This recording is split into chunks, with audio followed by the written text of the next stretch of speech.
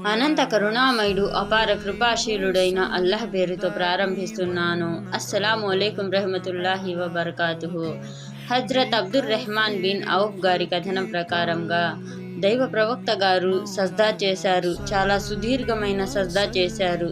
తరువాత తల పైకెత్తి ఈ విధంగా చెప్పారు: ఇప్పుడే నా వద్దకు జిబ్రైల్ ఒక శుభవార్తను తీసుకొని వచ్చారు. ఆ శుభవార్త విని అల్లాహ్ సన్నిధిలో కృతజ్ఞతాపూర్వకంగా సాష్టాంగపడ్డాను.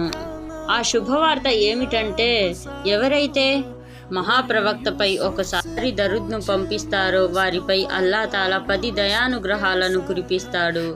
దీనికి కృతజ్ఞతాభావంగా సంతోషకరమైన వార్త అందినందుకు కృతజ్ఞతాపూర్వకంగా దైవ ప్రవక్త గారు సుదీర్ఘమైన సజ్దాను అల్లాహ్ సన్నిధిలో చేయడం అన్నది జరిగింది.